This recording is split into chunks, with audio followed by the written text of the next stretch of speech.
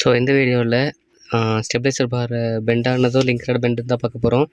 So first இது சொல்கிறதுக்கு முன்னாடி இது எப்படி ஆச்சுங்கிறது ஃபஸ்ட்டு தெரிஞ்சுக்கோங்க. கஸ்டமர் வந்து குழியிலையோ இல்லை போர்ட்ஹோல்ஸ்லையோ ஏதோ ஸ்பீடில் போய் அடிச்சிருக்காரு.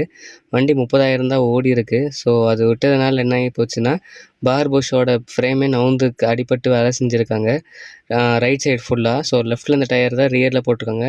ஸோ அது பல்ஜ் இருக்குது. ஸோ அதை லாஸ்ட் ஃபைனல் பொருளை பார்ப்போம். இப்போ நீங்கள் அந்த பார் பார்த்தாலே தெரியும், ஸ்டட் அவுட்டாக ஏறிட்டுருக்கு. ஸோ இந்த மாதிரி ஆன வண்டிக்குள்ள நீங்கள் என்ன பண்ணணும், புஷ்கிட்ட மாற்றணும். அண்டு ஷாக் அப்சரோட டென்ஷனு அந்த செக்கப் டெஸ்ட் பாயிண்ட்டில் செக் பண்ணணும். அப்புறம் பீமோட பொசிஷனிங் பாயிண்ட்டும் செக் பண்ணணும். ஸோ இதெல்லாம் பண்ணி முடிச்சுட்டு அண்டு ஸ்டெபிலைசர் பார் கரெக்டாக இருக்கான்னு பார்க்கணும். இது முடிட்டுருக்கு. ஸோ கஸ்டமருக்கு எந்த கம்ப்ளைண்ட்டும் தெரியல.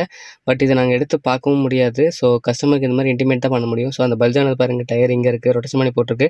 ஃப்ரெண்ட்லேருந்து இன்ஜின் லோடுக்கு திரும்பி ஹீட்டுக்கு அது டயர் பிடிக்கிற சான்சஸ் இருக்குது. அதனால தான் ரியரில் போட்டிருக்கு.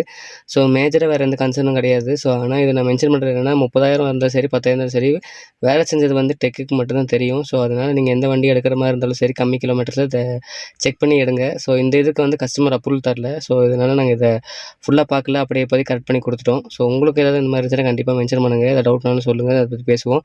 இந்த வீடியோ அவ்வளோதான். தேங்க்யூ.